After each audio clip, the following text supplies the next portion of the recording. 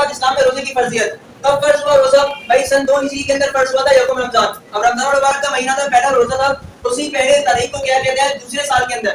اب ہجرت کا دوسرے سال سے کیا مراد ہے؟ رسول پاک صلی اللہ علیہ وسلم نے نبوت کے 13 سال کے بعد ہجرت فرمائی تھی نا, اس وقت آپ وسلم کی 53 تھی, تو 53 سال کے بعد 2 سال اور پلس کرو, مطلب ہجرت کے بعد 2 سال, تو مطلب 55 ایئرس جب آپ وسلم کی تھے اور نبوت کا 15واں سال تھا تب یہ روزہ فرض ہوا تھا.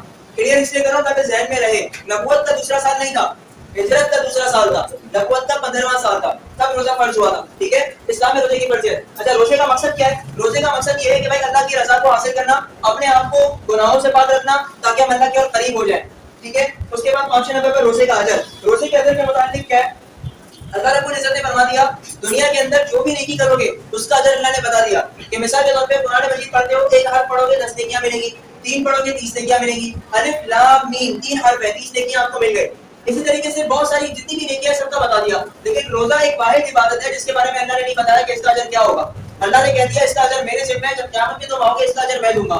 اب لازمی بات ہے, ایک انسان, ہم انسانوں میں اگر دیکھیں ایک انسان جس کا بینک بیلنس اتنا ہو جس کی ہم اندازہ بھی نہیں کر سکتے کہ انلمیٹڈ اس کا بینک بیلنس ہے, اگر وہ بندہ آپ کو بولتا ہے کہ اگر آپ نے میرا یہ کام کر دیا میں آپ کو گفٹ دوں گا, تو لازمی بات ہے وہ آپ کو چونی کی یا ٹھنڈی کی ٹرافی دینے سے تو رہا, اس کا اتنا بینک بیلنس ہے کہ وہ خود بھی حساب نہیں کر سکتا, تو وہ آپ کو اپنی حیثیت کے حساب سے گفٹ دے گا نا, کیونکہ اس کے پاس اتنی دولت ہے. تو اللہ رب العزت تو بادشاہوں کا بادشاہ ہے, جب وہ وعدہ کر رہا ہے کہ میں آپ کو تحفہ دوں, خود اپنی مرضی سے تحفہ دوں گا اور میں تحفہ دوں گا اور میرا بتایا تحفہ دوں گا, تو وہ تحفہ کیسا ہوگا ہم تو ذمہ نہیں کر سکتے, اس کو سوچ ہی نہیں سکتے اتنا بڑا تحفہ ہوگا. تو یہ روزے کا اجر اللہ پاک کی طرف ہے. نمبر 6 پر جسم کی زکات. جسم کی زکات سے کیا مراد ہے؟ زکات کسی کے لیے کسے کہتے ہیں کہ مال کو پاک کرنے کو کہتے ہیں, یا کسی چیز کو پاک کرنے کو کہتے ہیں, صاف کرنے کو کہتے ہیں. تو روزہ بیسیکلی انسان کی جسم کی زکات ہے. آپ کو پتا ہے جو آپ میں سے جو سائنس پڑھ رہے ہیں, جو میڈیکل وغیرہ پڑھ رہے ہیں, ان کو پتا ہوتا ہے کہ بھائی باڈی کے اندر کیلوریز ہوتی ہے, باڈی کو کیلوریز کتنی چاہیے. اگر انسان کھاتا ہے تو کھانے سے وہ کیلوریز باڈی کو ملتی ہے, پھر انسان کیا کرتا ہے صحت مند رہتا ہے, طاقتور رہتا ہے. لیکن اگر انسان نہ کھائے تو پھر کیا ہوتا ہے, باڈی کو اپنی کیلوریز کمپلیٹ کرنی ہے, وہ پھر کیا کرتا ہے آپ کے فیٹ سے, آپ کے موٹاپے سے, آپ کے جسم کے اندر جو چربی ہے یا آپ کے جسم کے اندر ایکسٹرا چیزیں ہیں ان سے کیا کرتا ہے کیلوریز کو لیتا ہے, اور جب ان سے کیلوریز لیتا ہے تو آپ کا فیٹ کم ہوتا ہے. اسی لیے ہم دیکھتے ہیں ڈائٹ کے لیے بھوکا رہنا یہ ضروری ہوتا ہے تاکہ کیا ہو, انسان کیا ہو, دبلا ہو پتلا ہو, اب وہ اسی وجہ سے ہو رہا ہے تاکہ وہ کیلوریز اسے ملے. تو روزہ بیسیکلی کیا کرتا ہے, آپ کے جسم کی زکات ہوتا ہے, آپ کے جسم کو کیا کرتا ہے وہ شیپ میں لے کر آتا ہے, آپ کے جسم کو کیا کرتا ہے صحت مند رکھتا ہے. ٹھیک ہے, اچھا اس کے انفرادی فوائد دیکھیں, انسانی زندگی پر اس کے اثرات سے کیا مراد ہوگا کہ انسانی زندگی پر اس کے انفرادی فوائد کیا ہوتے ہیں. سب سے پہلے ضبط نفس. ضبط نفس کہتے ہیں انسان کے نفس کے اوپر کنٹرول کا ہونا, وہ اپنے نفس پر قابو رکھتا ہے. کیوں رکھتا ہے؟ بھائی دیکھیے ہم کیا کہتے ہیں روزے کے اندر غصہ مت کرو. کیا مطلب غصہ مت کرو؟ جب انسان روزے کے اندر غصہ نہیں کرے گا تو عام زندگی کے اندر بھی کنٹرول کرنا سیکھ جائے گا. دوسرا احساس بندگی.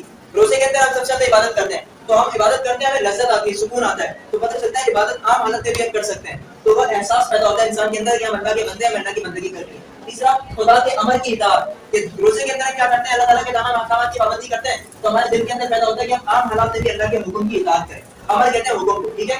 نمبر 4 اخلاقیات کا درس. روزہ ہمیں کیا کرتا ہے, اخلاقیات کا درس دیتا ہے. روزے کے اندر قدم فروش نہیں کرنی, زبان سے بزرگ بات نہیں کرنی, غیبت نہیں کرنی, جھوٹ نہیں بولنا, یہ تمام چیزیں جب ہمیں روزے میں نہیں کرنی تو عام حالات میں بھی نہیں کرنی.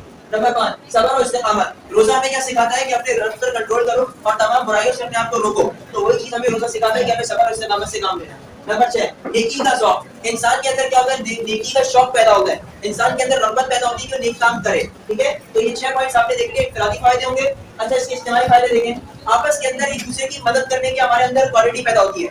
سب سے زیادہ دیکھیں آپ رمضان کے اندر ہم لوگوں کی کام آتے ہیں, ان کو مالی تعاون چاہیے ہم کرتے ہیں, ان کو کسی بھی قسم کا تعاون چاہیے ہم فراہم کر رہے ہوتے ہیں جو بھی صاحب استطاعت ہوتے ہیں. کیوں؟ کیونکہ ہمیں احساس ہوتا ہے کہ روزے کے اندر ہم جب اتنی مشقتوں کے اندر اللہ تعالیٰ نے ہمیں نعمتوں سے نوازا ہے تو ان لوگوں کو بھی ہم دیں جو کہ ضرورت مند ہے. تو عام حالات کے اندر بھی پھر ہمارے اندر امداد باہمی یعنی ایک دوسرے کی مدد کرنے کی کوالٹی پیدا ہوتی ہے. دوسرا روحانی ماحول. بھائی دیکھو سب مل جل کر نماز تو عام حالات میں بھی پڑھتے ہیں, لیکن رمضان کے اندر اہتمام کے ساتھ پڑھتے ہیں. پھر اس کے بعد ایک پلس نماز جب اکٹھے ہو کے پڑھتے ہیں وہ ہوتی ہے تراویح. تو پھر ہمارے اندر ایسا ماحول کریٹ ہو جاتا ہے, پیدا ہو جاتا ہے کہ جو کہ بڑا پرسکون ہوتا ہے. تو روزہ ہمیں سکھاتا ہے روحانی ماحول کو کس طریقے سے ہم پیدا کر سکتے ہیں. تیسری چیز جماعتی احساس. جی میں جماعتی احساس کا مطلب کیا ہوگا, جماعت کا احساس پیدا ہونا, کسی بھی کام کو جماعت کے ساتھ یعنی اکٹھے ہو کر کرنا. جیسے میں نے بتایا ایک نماز ایکسٹرا ہے تراویح کی, تو وہ ہمیں سکھاتی ہے کہ ہمیں کیا کرنا چاہیے کہ ہمیں ایک ساتھ ہو کر کسی بھی کام کو کرنا ہے. یہ جماعتی احساس کہلاتا ہے. ٹھیک ہے, سمجھ میں آ گیا مکمل. واخر دعوانا الحمدللہ رب العالمین.